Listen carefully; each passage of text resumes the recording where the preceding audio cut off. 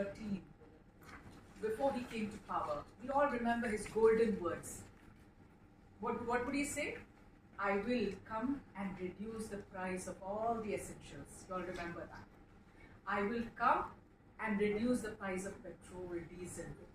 I will come and give you 2 crore jobs every year. These were the words he said, he repeated, and all of you all voted for him, saying there is change coming. But what is the situation right now is what I'm going to bring to you. First and foremost, let us look at how the price has gone up. Recently, we have seen one of the most important is the LPG price, the gas price. At our time, the gas price was, I have it with me, which you will also get, was 410 rupees per cylinder. Remember, 410 rupees per cylinder.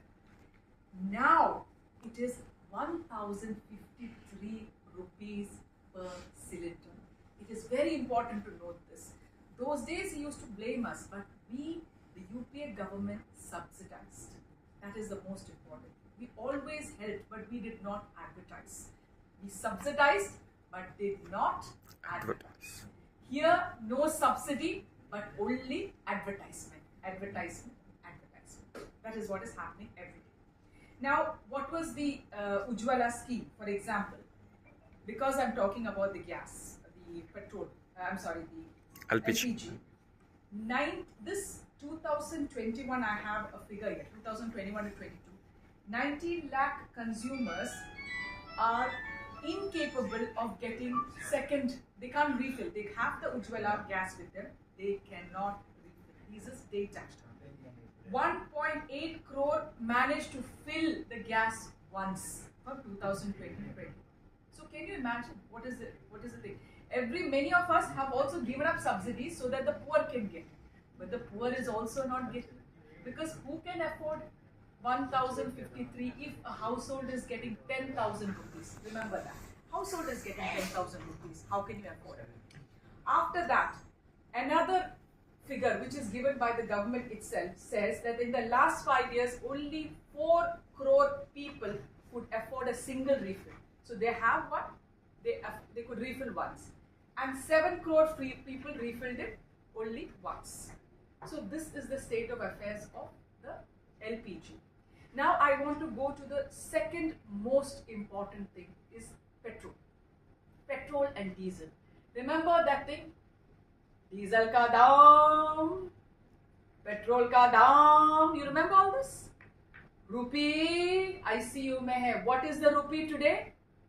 $1 is 80 rupees. It is hit 80 today. Before I came in, I checked. $1 is 80 rupees. Can you imagine how difficult? And I think Andhra Pradesh, lot of students go abroad, if I am not wrong. How expensive that education will become. How can anybody do anything? Private investments are out from here. Everything is going to be expensive now, no? When import will be, all those things will go up. Also, so let us look at the petrol and diesel prices. In 2014, before we demitted office, it was $106 a barrel. These are very important figures because they always tell you that, you know, there is COVID, there are other issues. $106 a barrel.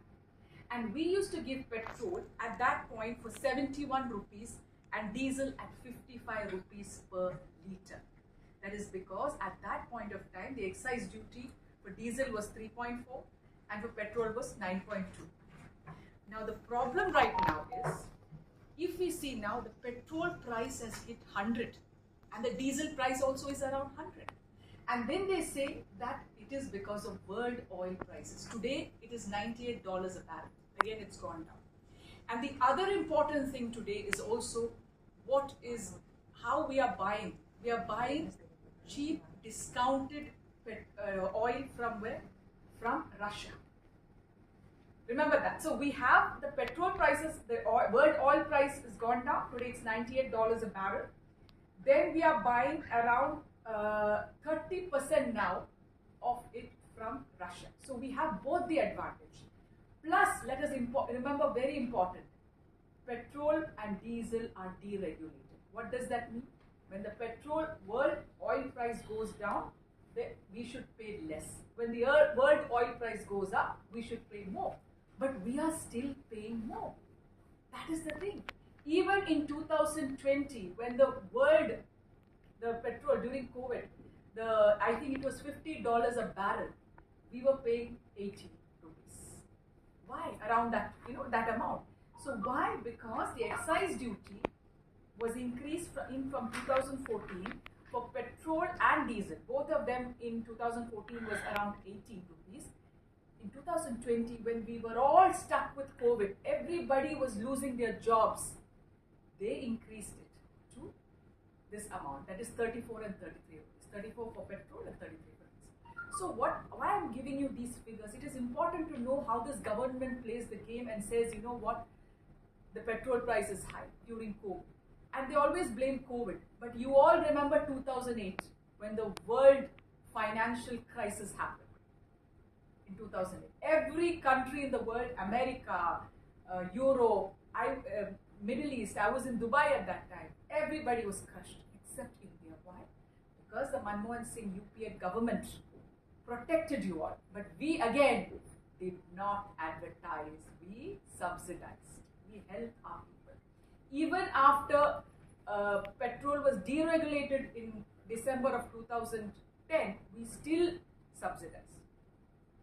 So that is how the concern for the people is. And we also know one very important thing, that according to Oxfam, the report from 2004 to 2016, 27 crore people were lifted out of poverty in India. 27 crore. But now the latest report came after COVID, around 23 crore people have gone back to poverty. So this is the state of affairs of this present government. So I am giving you what we were and what we are. The third most important thing which I want to talk about is the GST on food now, packaged food and everything. Your wheat, your dal, your atta, your all those things now have 15% GST, 5%, sorry. Now the most important thing again in this, what you have to notice is 25 liter and above, 25 kg and above does not have 5% GST. But anything below 25 kg and 25 liter have 5% GST. What is the meaning of that? Who buys above 25 liter and 25 kg? Only the rich. Again, Mr. Modi is saying to my rich friends, I will help you, but I will not help the poor. That is what his clear message is. So, if a poor family will buy 2 to 3 kgs, a middle class family will buy a 10 kg atta packet and keep at home. That's what they do, or rice. Now that they have to pay. Curd, yogurt, paneer. Paneer is the staple of many Indians. There, everywhere there is GST. So this again says, why not put the 5% GST on 25 liter or 25 kg? And above. More than that. Why not put it and get the rich people to pay for it? Why not? This is the same thing. Like how he cut the corporate tax. He cut the corporate tax in 2018. There was a corporate tax cut. For all the big corporates, 20% tax cut was there. Again, you're giving help to the rich, but not to the poor. So this clearly shows that this government is of the rich people. The other important point is about the jobs. What was promised to you all in 2013? We were promised jobs. 2 crore jobs every year. Now I'm going to give you a statistics over here. After demonetization, please can you keep the phone on silent? After demonetization, when did our economy hit rock bottom? Is after demonetization. They always say COVID, our GDP went down. What was the GDP just before COVID? What was the GDP? 3.2%. That is not COVID got the GDP down. It was the it was the demonetization. It was the wrongly implemented GST, the way they did it. These are the causes for the reasons for our GDP going down. So remember, every time you hear COVID, don't listen to that. Because we also in 2008 had the global financial crisis. We knew how to manage it. So these are excuses. Now in terms of jobs, before COVID stuck, there was 6.1% was the unemployment, and that was a 45-year high. In 45 years of Indian history, and before that, we did not have this bad unemployment. Now, after the COVID is struck, they say 1 crore salaried people have permanently lost their jobs, and Indians have become poor by 97%. And an important thing from Parliament, which recently the government themselves said, that after 2014 till now, 22 crore youth applied for jobs, but we could only give 7.22 lakh jobs. Can you imagine? Where is the 2 crore? I don't understand why you people are not asking that question. Where is that 2 crore jobs every year? Every time, every excuse is given. Now forget that. The other important thing is vacancies in government jobs. In government jobs, in Kendriya Vidyalaya, 12,000 posts, these are not my figures, these are coming from the government itself. 12,000 posts remain vacant. 3,000 in Navodaya Vidyalayas. Why are these jobs not filled? That is another important thing. Now always when you all get into a job, you all like it to be a permanent job. You like it for so many years, that's what you all get into.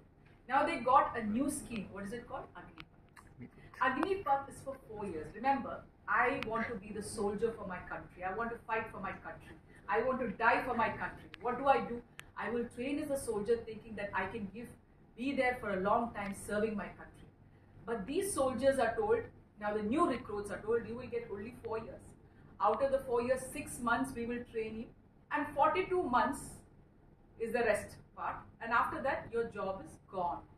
So after that 4-year period, 76% recruits will be without a job. Just imagine how they feel. Where are these people going to get jobs from? What has happened to our pension? So they don't want to give any more pension. What is the social security net? I know many Andhra people are in the US. In the US, they have something called the social security net. You pay tax, you get something back. Now, what they're doing is, the direct tax which they have to take from the rich, they take very less. But what they do, they're giving indirect tax. What is indirect tax? Is the GST. So everybody, a poor person who buys a shoe should pay money. A poor person who buys atta, wheat, you know how difficult for daily laborers to get their daily wage. You all know that. If there is no job, that particular day, there is no food on their table. So that has also increased the problems. So this Agnipath scheme, again now, they are taking it up. They want to do something like this, where there are two issues in this. Because when you're a soldier, you have to be trained to love your country. Now you're trained like a job. Can you imagine? For 4 years you're trained for something. How can you have to love the job? I'm a soldier. So that itself is also, are being sold to private. Everything is taken out by 1 or 2 business people, are given everything. Finally, we'll not have anything. Railways, everything will be gone. Airports, railways. So where do Indian people get their jobs? Now, if they are giving jobs, if the government of the day is ready to give the jobs, then we understand. But they also don't have jobs because there are no private investments in this country. 90,000 crores taken out last year. Where is the private investment? Why is there no private investment? Because of the unstable situation in this country. The social harmony is completely disrupted. We see when somebody feels, I think he threw stones somewhere. Okay, go and bulldoze his house. Is this the way of law and order in the country? We are a democracy. By somebody saying that, I saw him throw stones in that particular area, or I saw him doing this, and you go and bulldoze a house, you go and arrest the person. Arrest the person, let the case go, get the witness, let it go to court, and if the court says bulldoze the house, go and do it. That is how a democracy functions. A democracy does not function by somebody, a CM telling, I want you to bulldoze that house. What is the world is watching? The world is watching also the release of Bilkis Banu's rapists. Let me tell you also on today. A woman, heinous crime that is. So all these things are affecting India. So why did I bring this Bilkis Banu? Why did I bring the other? Because it leads to private investments in this country. Why we don't have so much of social unrest is happening. So private investments going out. Because tomorrow they feel that this factory is over there and somebody in that factory did some poster of Modi which is not nice, which he's standing like that, go and demolish the factory, or tell the factory to stop working for 5 days, 10 days, we are not giving license, cancel. It can happen. If you can bulldoze a house, this also can happen. I am not talking about any religion. I am talking about Indians. We are a democracy. There should be rule of law. You cannot and shall not do what you feel like. That is what I am trying to say. So that is why I put in this, that where is so private investments. Then the other important thing is, we heard about when Mr. Modi came in, he said each one of you will get 15 lakh crores into your bank account from where? From that Khata in Swiss bank. Okay. Let me give you another statistic. In 2021, 30,500 crore has been deposited by Indians in Swiss banks. 30,500 crore. That is in 14 years we have never seen such a deposit. So the Swiss bank account also is gone. Now we should not get 15, you must get 30 crore. 30 lakh in fact in the account. Instead of 15 you should give 30. What is happening? See, all this is not given out by the media. So this is what we are seeing. So what I want to say is that what the Congress government has done, and always we protested this mehengai which is happening right now. I was there. We wanted to go, the MPs along with Rahul ji wanted to walk from the parliament to parliament to Vijay Chowk, was not allowed. We wanted to go from AICC headquarters to Prime Minister's home. We are not allowed. Section 144. I'm asking you one question. Before 2014, you must have seen so many protests I remember, in Delhi for various things, price rise.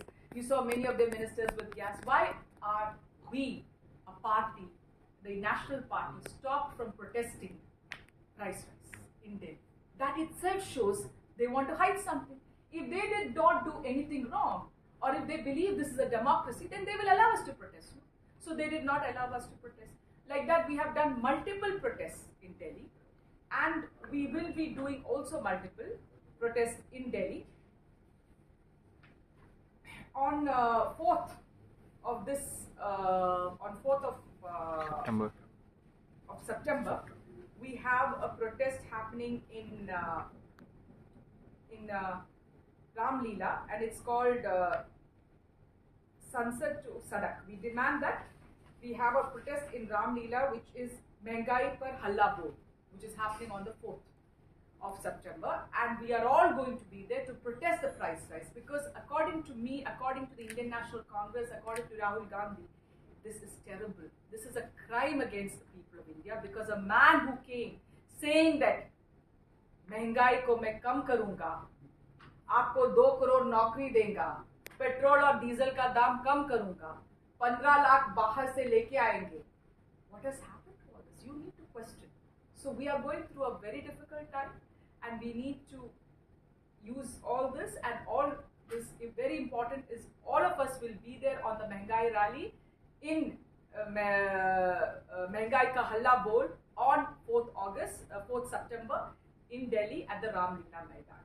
And I would request all of you all also to be present to cover that. It's a very important rally happening there with Rahul ji attending that rally. Thank you very much.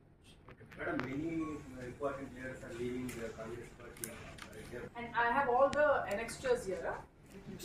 Yeah, tell me. Many important leaders are leaving the Congress party. For example, in Ghulam Nabi Azadi left the Congress party, so he wants to start a new party.